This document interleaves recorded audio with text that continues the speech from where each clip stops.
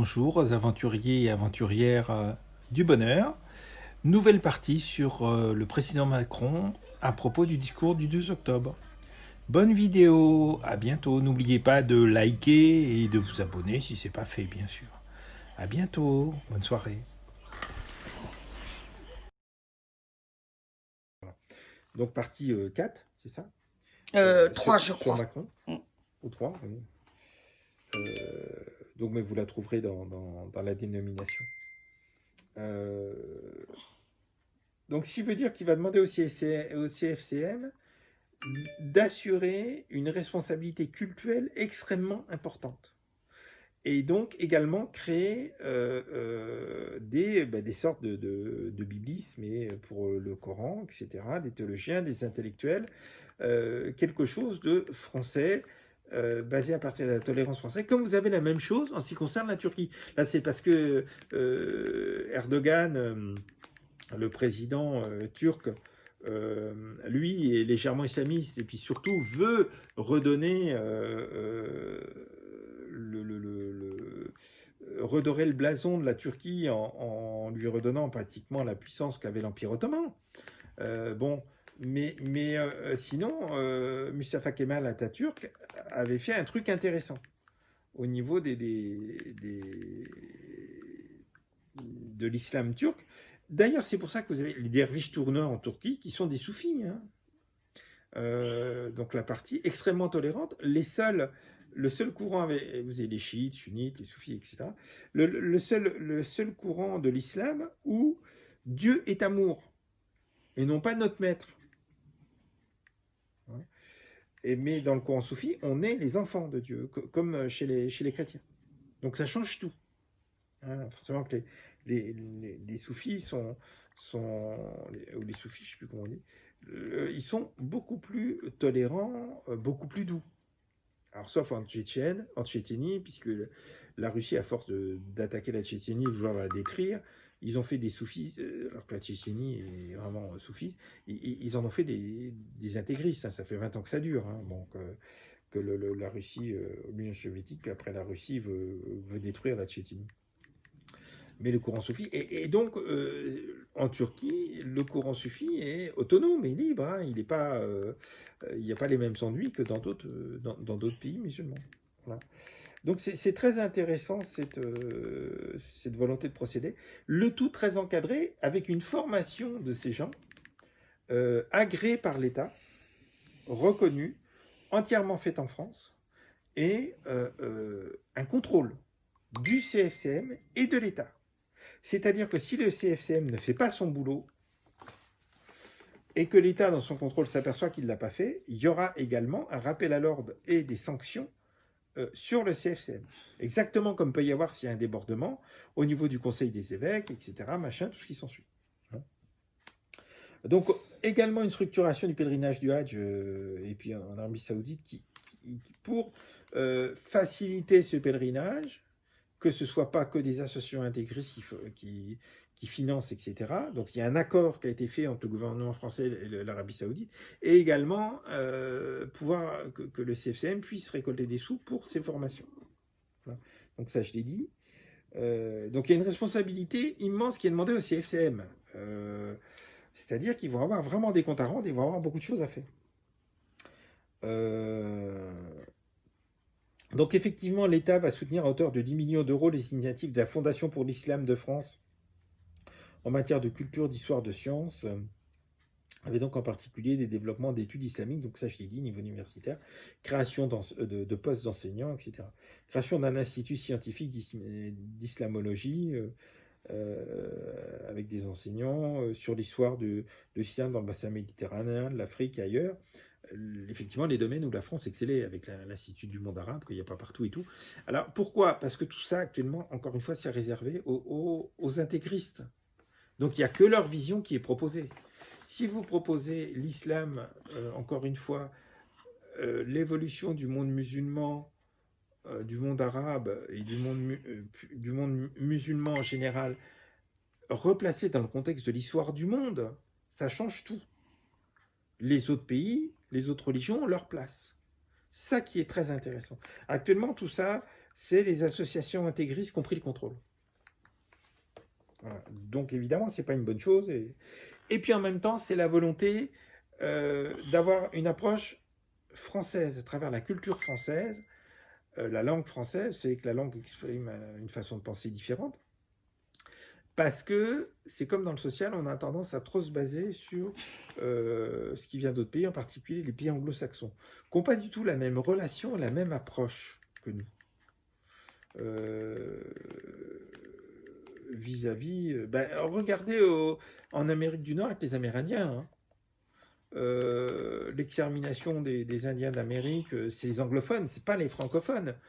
Puisque une partie des tribus amérindiennes des États-Unis on parle un patois français, et que 25% des Québécois ont des racines amérindiennes, que toute la culture du sirop d'érable et tout vient des Amérindiens, que toutes les légendes des colons des premiers Québécois, vous avez toujours deux potes, un colon français et un Amérindien. Voilà. Il n'y a pas eu de la part des Français de destruction du monde amérindien. L'extermination et tout, les Apaches et tout, ça se passe, c'est les anglophones. Samuel de Champlain, qui crée Québec le 3 juillet 1608 officiellement, il est très clair dans son testament. Prenez contact avec eux, liez amitié, après parlez-leur de l'évangile, voir si ça les intéresse, il n'y a pas d'obligation. Et c'est vraiment une approche amicale, etc. Il faut savoir qu'au Québec et au Canada en général, les seuls Amérindiens qui sont contre les Français, c'est les Hurons, qui, quand les Anglais arrivent, prennent fait et cause pour eux, parce que, bon, pour des tas de raisons, les Anglais les achètent, etc. Mais c'est tout. Donc d'ailleurs, les Hurons parlent toujours en anglophone. Mais c'est les seuls. De façon générale, les Français ont parfaitement respecté les Amérindiens. Alors évidemment, il y a l'esclavage avec les Noirs, parce que ça, c'est une autre vision. Et une autre vision au niveau de l'Église, à partir de la recherche, de la colonisation des pays et de la découverte de l'Amérique, qui commence par l'Amérique latine, au départ, des deux pays principaux, des deux plus grandes puissances de l'époque, qui sont le Portugal et l'Espagne. Donc il y a eu il y a quelque chose qui n'est pas clair, mais qui n'est pas clair au niveau de l'Église, qui sera clarifié et stoppé après. Voilà. En particulier, Jean-Paul II, qui va aller sur l'île, commencer au Sénégal, l'île où il y avait des... L'île de Ré, mon amour. Non. L'île Ré, si. C'est l'île Ré? Oui. Donc au large de Dakar, où les esclaves noirs étaient entre guillemets stockés, et où Jean-Paul II s'est recueilli et tout. Mais l'Église fait son mea culpa bien avant, parce que vous avez le lieu de pèlerinage de... Sénégal, le principal lieu de pèlerinage pour les catholiques, qui est... c'est pas possible, je trouve rien aujourd'hui. Donc, qui résulte d'un ensemble de 3 lieux de pèlerinage, un en Martinique, un au Sénégal, et un dans le Pas-de-Calais, je crois, 3 lieux mariaux, qui fait un triangle de prière, ça date du 19e siècle, un triangle de prière s'opposant au commerce triangulaire. C'est-à-dire les bateaux qui partent d'Europe, qui vont charger en esclaves, qui échangent contre des marchandises aux États-Unis, qui ramènent en Europe. Voilà. Donc, il y a exactement dans ces 3 trajets, dans ce commerce triangulaire, dans le trajet géographique, il y a donc au 19e siècle, c'est un Français qui a fondé 3 lieux de pèlerinage mariaux pour s'opposer, pour réparer l'horreur du commerce triangulaire et de l'esclavage. Voilà, donc vous avez donc en France, c'est dans le Pas-de-Calais, en Amérique, c'est en Martinique, et au Sénégal, c'est... Si, j'en parle souvent, ce lieu de pèlerinage. Kibio? Non, c'est pas un lieu d'apparition, c'est un lieu de pèlerinage. Au Sénégal... Ah mon Dieu, je me souviens plus du nom, mon amour. Bon, je retrouverai, voilà. Donc l'Église a fait son mea culpa, je dirais, bien avant, dans le concret, bien avant les politiques, puisque si la République, la Révolution supprime l'esclavage, Napoléon le remet, alors qu'il fait l'Empire pour propager les idées révolutionnaires en Europe. c'est un opportuniste, donc pour lui, économiquement, l'esclavage, ça l'arrange, donc il le remet. Ce qui va donner des ronds en Martinique et tout, qui vont lutter contre la réinstauration de l'esclavage, dont certains sont au Panthéon, à Paris. Ils font partie des grands hommes de l'histoire de France, et qui, en tant que noirs, ont lutté contre l'esclavage. Voilà. Mais l'Église a été définitivement concrète et a aboli définitivement l'esclavage. Et ce triangle de pèlerinage Mario s'oppose au commerce triangulaire en reprenant géographiquement les lieux. Donc c'est vraiment très intéressant. Et ça, c'est voilà, c'est autre chose. Donc j'en reviens à l'ISEM, etc. Je ne sais plus où j'en étais parti par rapport à l'esclavage, mais bon. Oui, donc la vision, le fait d'avoir des intellectuels musulmans et un courant de recherche, etc., français, pour s'opposer un petit peu, ou pour compléter, je dirais, la vision anglo-saxonne ou de d'autres pays, qui n'est pas du tout la même, et qui n'a pas du tout la même approche, y compris dans le social aux États-Unis, quand même particulièrement dur. Dans les provinces canadiennes anglophones, c'est le cas aussi. Voilà. Ne confondez pas, quand des Français vont s'installer dans des provinces anglophones, l'Ontario, la Colombie-Britannique, c'est la mode, hein, Vancouver, etc., vous oubliez les lois au niveau de vos enfants. Hein. C'est pas du tout les lois qu'il y a au Québec. Hein. Le Québec a dû contourner un certain nombre de lois fédérales qui avaient été durcies en ce qui concerne les mineurs, sous la pression des provinces anglophones qui sont majoritaires. N'oubliez pas que dans le monde, c'est les pays anglophones qui incarcèrent le plus. Voilà. Et donc le Québec a fort à faire. Hein. Il a supprimé les prisons pour mineurs. Le Québec, et ce qu'il a mis en place est hyper efficace. N'oubliez pas, je vous ai déjà donné les statistiques, il y a entre 87 et 90% de réussite au Québec dès le premier placement d'un mineur. C'est très très loin de ce qui se passe en France et je dirais dans les pays anglophones également. Donc voilà, donc cette volonté de créer un courant intellectuel, de créer des intellectuels musulmans, des chercheurs musulmans, etc., c'est aussi ça. Avoir une vision complémentaire autre. N'oubliez pas, encore une fois, que la langue reflète la façon de penser et les inventions. On ne le sait pas, mais la France n'a pas inventé que la chimiothérapie et la radiothérapie. Hein. N'oubliez pas Pasteur, le premier vaccin. Rien que les fermetures de lait, vous savez, les fermetures de lait, des briques de lait en carton, c'est une invention française. Et des quantités de choses comme ça, qu'on croit qu'ils viennent des États-Unis, ou les chercheurs sont partis des États-Unis, mais qui sont des inventions françaises. Voilà. Mais ça, c'est dû aussi à la langue reflétant la façon de penser d'un pays, permet donc de rechercher, de penser et de créer des choses différentes de d'autres pays. Et c'est pour ça que quand on veut absolument angliciser, alors ça c'est l'erreur d'Hollande quand il voulait, quand, je ne sais pas s'il a passé la loi, il l'a passé, imposer les études supérieures en France qu'ils soient faites en anglais, c'est une horreur, parce que c'est limiter la création française, y compris la création industrielle. Voilà. Donc voilà, ça. Alors enseigner davantage la langue arabe à l'école, donc je l'ai dit, parce que c'est effectivement la langue maternelle d'un certain nombre de jeunes, s'ils le veulent, il y en a qui ne veulent pas. Hein. Et puis, pourquoi? Parce que la langue arabe qui sera enseignée, ça sera la langue littéraire. Or, souvent, ce sont des langues locales, algériennes, marocaines, tunisiennes, que les jeunes parlent dans leur famille, et qui est quand même un petit peu différente, hein, qui évolue un petit peu différemment. Mais c'est comme le chinois, c'est comme le coréen qui est enseigné dans certains pays, c'est comme l'allemand, comme etc. C'est pas plus mal, et dans un but de commerce ou d'échange, c'est intéressant aussi. Hein.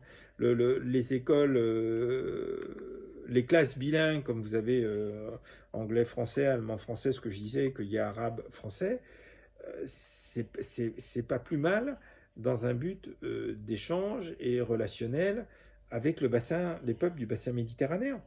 Hein, n'oubliez pas que la France, ça date pas de Sarkozy, veut faire une sorte d'union des pays du bassin méditerranéen. Donc là, c'est la liaison entre l'Europe et l'Afrique. N'oubliez pas le projet du tunnel sous le détroit de Gibraltar pour faire circuler un TGV qui relierait directement les pays du Maghreb et d'Afrique centrale, d'Afrique à l'Europe, hein, qui est en projet depuis un certain nombre d'années et qui est pas si compliqué que ça, hein, puisque n'oubliez pas que s'il y a 28 km de distance entre l'Angleterre et le Royaume-Uni et la France dans le Pas-de-Calais, il n'y en a que 14 entre le Maroc et l'Espagne. Hein. Donc, globalement, le tunnel sous la Manche doit faire un peu plus entre 30 et 32 km, je ne me souviens plus. Évidemment, le tunnel intercontinent euro-africain, il fera la moitié. Donc, ça veut dire qu'on mettra beaucoup moins de temps pour le construire. Donc, c'est effectivement pas du tout simple. D'autant plus que le fond de la mer Méditerranée ou de l'océan, comme on veut, c'est le lien entre les deux, entre Gibraltar et l'équivalent en Afrique, n'est pas du tout très profond. Ce qui explique d'ailleurs que régulièrement, la mer Méditerranée a été asséchée au fur et à mesure des changements climatiques. C'est-à-dire que quand on a eu des périodes glaciaires, comme on devrait avoir en ce moment, hein, retomber sur des milliers d'années dans une période glaciaire, la mer Méditerranée se trouvait coupée de l'océan Atlantique et donc s'asséchait, puisque les fleuves qui donnent dedans ne sont pas assez nombreux pour compenser l'évaporation. Voilà. Et ça, c'est parce que on est dans une période de climat tempéré, et pas une période glaciaire, que du coup, le niveau de la mer a remonté, que il y a la séparation entre l'Angleterre et la France, et que du coup, l'océan Atlantique communique avec les Méditerranées, et que la Méditerranée ne s'assèche pas. Voilà. Mais au cours des millions d'années, elle s'est régulièrement asséchée. Donc ça veut dire qu'il y a des peuples qui ont colonisé. On devrait trouver des traces de villages au fond de la Méditerranée. Et pas que sur les bords. Notamment l'homme de Néandertal. Bon. Mais ça, c'est une autre parenthèse. Donc, dans ce lien, à travers cet apprentissage de l'arabe littéraire ou d'études islamiques ou du monde musulman, c'est aussi faciliter l'échange entre l'Europe et l'Afrique. Et si je parlais du TGV, c'est que ça en fait partie. Donc voilà.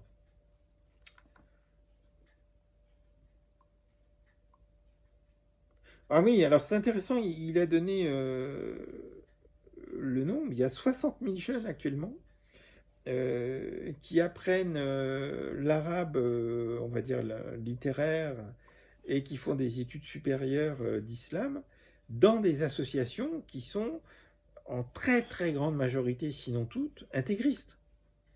Donc il s'agit de récupérer ces 60 000 jeunes pour les former dans des écoles contrôlées, sous contrôle du CFCM et de l'État, avec des enseignants français, etc., tout ce qui s'ensuit. Parce que c'est une réserve pour les intégristes, ces 60 000 jeunes.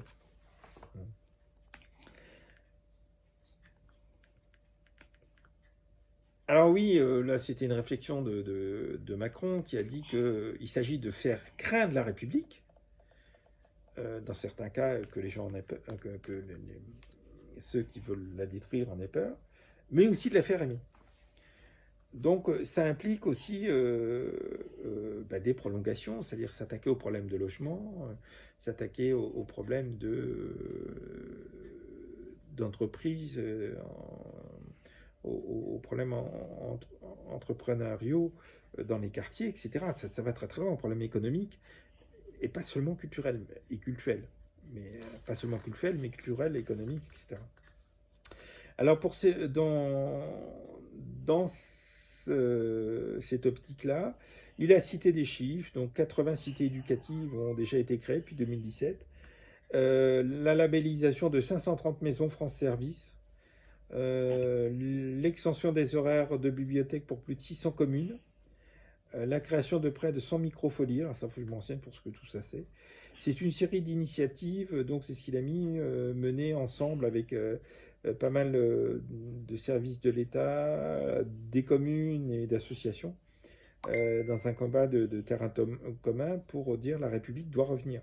Voilà, redonner des crédits aux associations, à la justice, pour permettre d'aller dans les quartiers, des moyens pour la justice, c'est-à-dire des juges présents, des tribunaux, des maisons de la justice, mais également des moyens pour que les jugements, les procès se fassent beaucoup plus rapidement. Il n'est pas normal que quand une jeune femme ou un jeune homme a été agressé sexuellement, ont été violés, ça prenne 3 ans, 4 ans, 5 ans avant d'être jugé. Voilà. Ça, c'est pas possible. Ça peut plus continuer comme ça. Donc ça, c'est à mettre en accord avec la notion de sécurisation de ces quartiers et sécurisation aussi par rapport aux attentats terroristes, tout ce qui a été mis en place depuis quelques années, le plan BJ Pirate et compagnie.